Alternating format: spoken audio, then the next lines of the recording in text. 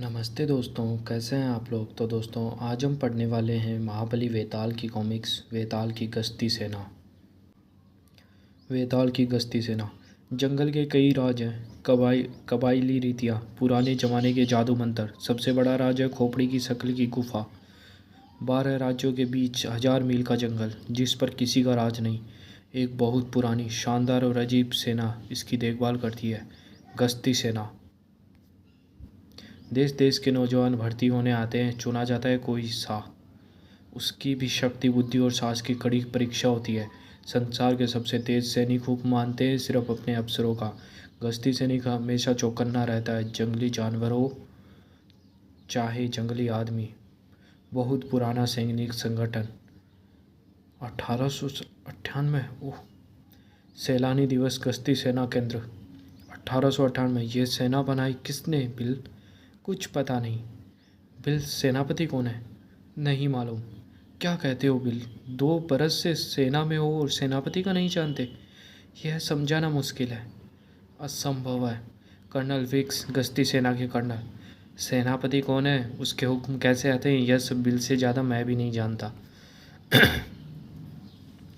इसकी असलियत एक कुएं से सेना की तिजोरी के नीचे तक सुरंग, और सेनापति का नाम पता केवल वो नहीं जानते हैं कि वेताल अमर नहीं है।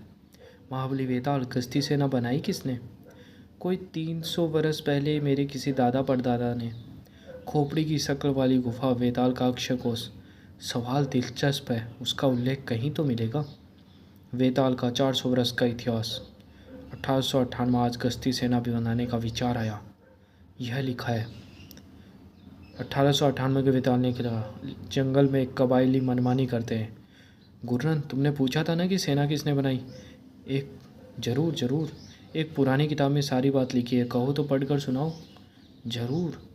केवल वो नहीं जानते हैं कि वेताल अमर नहीं है। मेरे किसी पुरखे ने 300 बरस 400 बरस पहले लिखा था कि लुटेरों का बोलबाला है।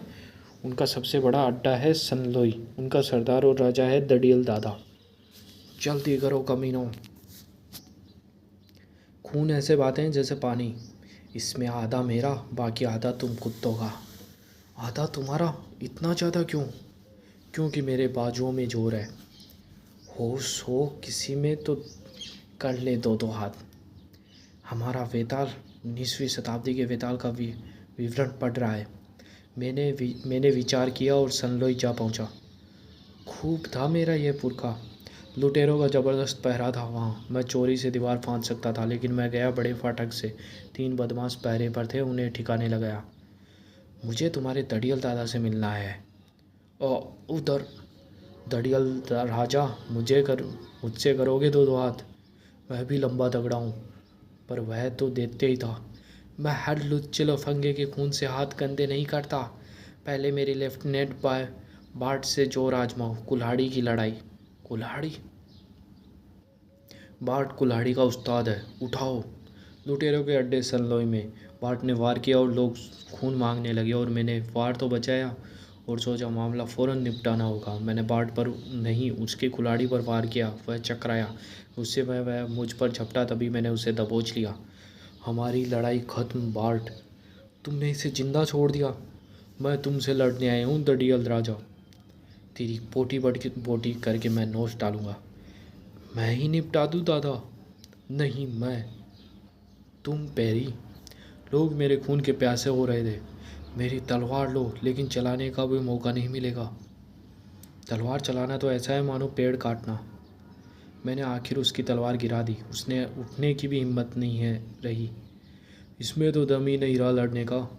बदमाश लफंगा, देख मेरी ताकत। नहीं, मेरे यहाँ हाथी काफ़ी होंगे। इसे लोग मस्त हाथी कहते हैं। सिर्फ हाथों से लड़ेंगे? तुम मरोगे या मैं सिर्फ खोपड़ियाँ ऐसे तोड़ता हूँ जैसे अंडे। भौंकने वालों से क्या डरना, लेकिन दुश्मन को डराना होता कारगर है। अंडे तोड़े हैं, सिर्फ अंडे। नारियल से पाला नहीं पड़ा। हाथी जैसा लंबा चौड़ा था वह। मुकाबला तगड़ा था। मैंने सोचा आके खाना खा कर पड़ेंगे। नहीं नहीं अभी। क्यों, सुबह से पीछे लगे हो? पढ़ना जो बीच में रोक दिया। अच्छा, कहाँ थे? हाँ, सनलोई। मेरे परदादा ने बार्ट और पेरी को ठिकाने लगाया। पूरा हाथी था वह। और सीना जैसे पत्थर। 18वीं शताब्दी के वेताल ने लिखा, मैं काल हूँ, काल।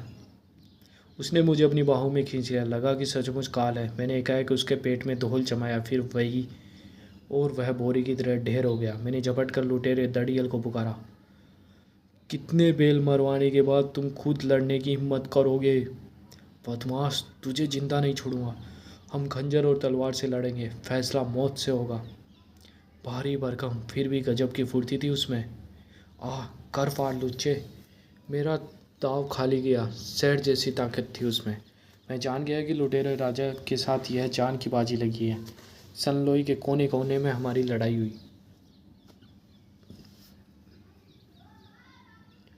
दड़ियों पर, दीवारों पर, गलियों में, समुद्र के किनारे, कभी उसका पलड़ा भारी, कभी मेरा। लुटेरों के एक जहाज़ तक जा पहुँचे। जहाज़ खुद दड़ियल का था। वहाँ एक औरत दिखाई दी, इतनी सुंदर थी कि क्षण भर को मैं लड़ना भूल गया। दड़ियल ने उस क्षण का लाभ उठाया और मुझे निहत्था कर दिया। आह! लेकिन वह भी देखने लायक। तलवार गई तो गई। 18वीं शताब्दी के वेताल का विवरण। क्या पुरखे थे। जान पर बनी थी, लेकिन पहले सुंदर स्त्री को नज़र भर के देखा। दड़ियल के ने समझा कि बाजी उसने जीत ली, लेकिन मैं वार बचाकर झपटा। मैंने अपनी चाल चली, लकड़ी का स्टूल उठाया और दिखा दिया उसे। तलवारें गई तो खंजर आए। दड़ियल मुस्कुराया। वह ज़्यादा लंबा चौड़ा था। मुक्केबाजी में वह कमज़ोर निकला। मेरा घूंसा खाकर गिर पड़ा। मैदान मेरे हाथ रहा। दड़ियल था बहादुर, रिरियाया नहीं। जो चाहे सो करो, मैं जीतता तो तुम्हें जिंदा नहीं छोड़ता। जीता मैं, और मुझ में तुम में अंतर है। मैं बिना ज़रूरत हत्या नहीं करता। मैं जीत गया, बस लड़ाई ख़त्म। लुटेरे हैरान रह गए। कुछ की आंखें भर आई। वे दया का नाम भूल चुके थे। तुमने मुझे सनलोई का राजा मान लिया है? ठीक। राजा की जय। हम आजीवन आपकी गुलामी करेंगे। और यह स्त्री मेरी कैदी थी, अब तुम्हारी कैदी है। कुछ जहाज़ों के साथ पकड़ी गई थी यह नवारे की रानी नटाला। छोड़ने के लिए लंबी रकम मांगी थी। अब वही रकम तुम मांग लो। मैं वापस कैदी कैदी की कोठरी में चली जाऊं? आप आज़ाद हैं रानी जी, लेकिन अपनी सुरक्षा के लिए मेरे निकट ही रहें। अब लूटपाट बंद कराने की खतरनाक कोशिश। दड़ियल, बॉर्ड, पेरी और हाथी, मेरे 4 लेफ्टिनेंट हो गए। सब लोग हथियार लौटा दें। यही होगा। कुल कितने आदमी हैं? कोई 500। हथियार आ गए। दड़ियल, 400 में से कितने पर पक्का भरोसा किया जा सकता है? लगभग 100 पर। सब सोच रहे थे मेरा इरादा क्या है। रानी भी कि उसका क्या होगा। मेरा हर लेफ्टिनेंट अपने भरोसे के 12-12 आदमी चुन ले। मेरे हुक्म पर चारों ने 100 आदमी छांट लिए। तुम तुम किस लिए? हमारा वेताल। 18वीं शताब्दी के वेताल की बात पढ़ रहा था। 400 लुटेरों, 500 लुटेरों में उससे 400 ऐसे चुन लिए जैसे मेरे प्रति वफादार रहते। कुछ समझ में आ रही है बात? मैंने इन्हें फिर से हथियार दिलवाए। इन 100 को हथियार दे दो। मेरे हथियार ही मिल जाएंगे। जो मिले सो मिले। साफ साफ बताने का समय आ गया था। सुनो, सनलोई वालों की हर तरह की लूटमार इसी क्षण से बंद हुई।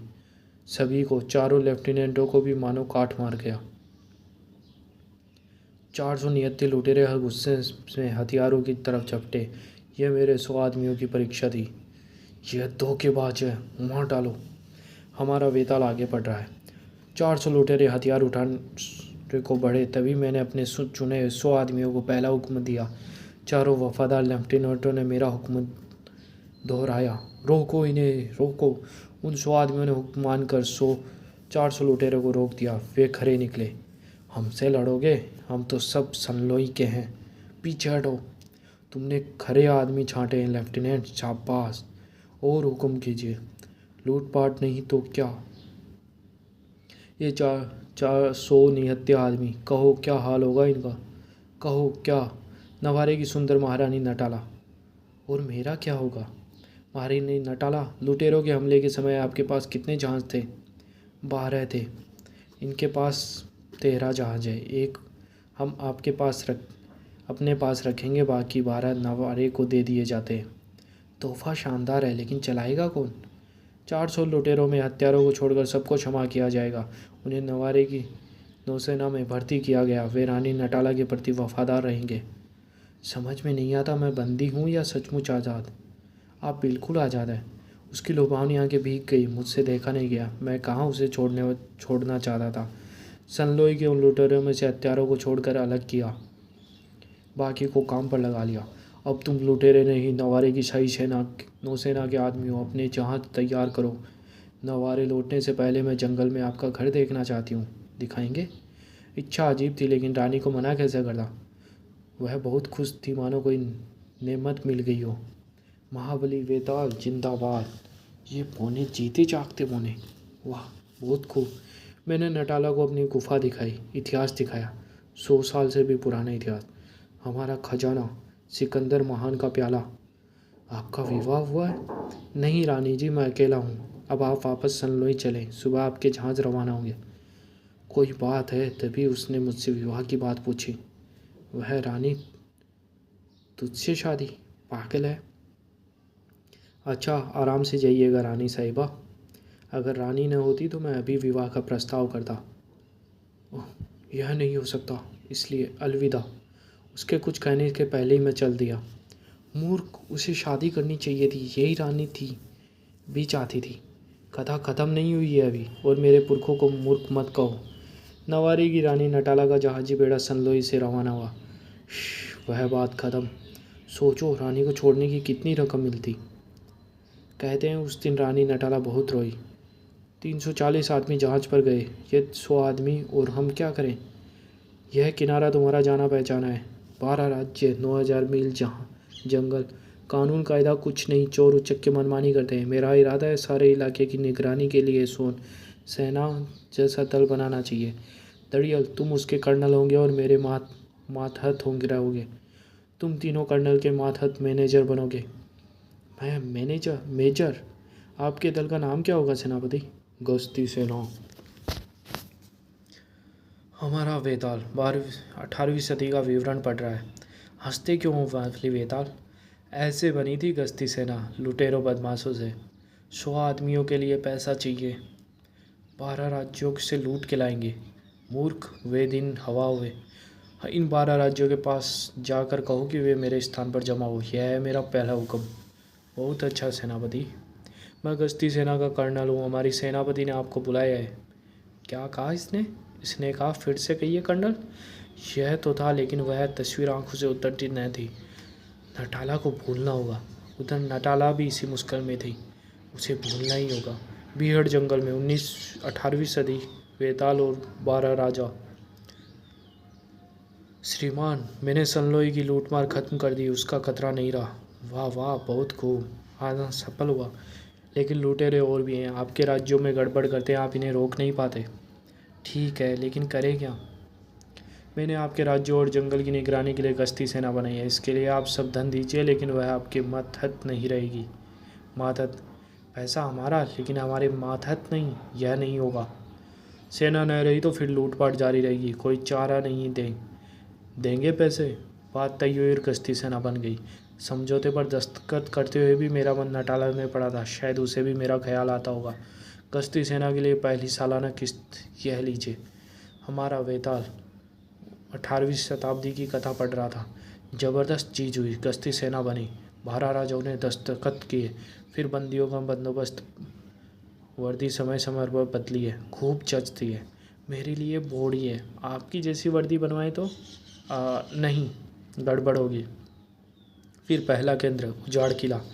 यह भी कई बार बदला है। क्या सेना बनाई है आपने, कमाल कर दिया। हाँ, लेकिन ख्यालों में नटाला बसी हुई थी। और उधर नटाला, महारानी नटाला का क्या फ़ैसला है आपको? फ़ैसला? ज़रूर ज़रूर। अपने महल में नटाला, महारानी उदास क्यों है? कौन जाने, बड़ी बड़ी बातें उन्हें सोचनी पड़ती हैं। नटाला की नसों में शाही खून था। करना ही होगा, अब नहीं सहा जाता। मेरे भाई जो बुलाए कहिए। जब उसने फैसला कर लिया, भाई मैं नवारे का राज छोड़ती हूँ, तुम संभालो इसे। मैं? लेकिन तुम कहाँ चली? उसे कौन रोक सकता था। मैं शादी करने जाती हूँ। और फिर? अब पढ़ा नहीं जाता, नींद आ रही है, सोएंगे। नहीं नहीं, आगे क्या हुआ, पढ़िए ना। शादी हुई उनकी। कुछ चुने आदमियों के साथ रानी महल से चल दी। 18वीं शताब्दी की था। मैं इसी के ख्यालों में खोया होता कि आसमान से चांद उतर रहा था। ताज्जुब हो रहा है तुम्हें? ताज्जुब? नटाला महारानी, क्या कहूँ, कितनी खुशी, कितनी इज्जत आप आई है अचानक। कितना बढ़िया पानी है। मैं आई राज दरबार में उगता उग गई। मार काट लड़ाई सबसे घृणा है मुझे। कोई पुरुष रानी से विवाह का प्रस्ताव नहीं कर सकता, रानी को खुद। यह सुन मैं चकरा गया। क्या आप मेरी प्रार्थना स्वीकार करके मुझसे विवाह करेंगे? मुझसे विवाह? मेरा जवान तो ऐसे ही लकड़ी हो गया। हम शादी करेंगे, तुम रानी ही रहोगी, जंगल की रानी नटाला। विवाह 3 दिन में होगा। कबायली सरदारों और 12 राजाओं को फौरन सूचना दो। मेरी और नटाला की शादी में सब सरदार आए। सब लोग अब आप लोग पति पत्नी हुए। 12 राजा और मेरी गश्ती सैनिक भी उपस्थित थे। इनके जीवन में सदा खुशियाँ बनी रही। यही बात है, उसने रानी से विवाह किया और गश्ती सेना बनाई। बहुत शानदार थे मेरे परदादा। हमारा वेताल। बिल, तुमने कभी बताया नहीं कि सेना बनाई किसने? कौन जाने, चोर बदमाशों ने बनाई है। तो दोस्तों, ये कॉमिक सीरीज समाप्त होती है। धन्यवाद।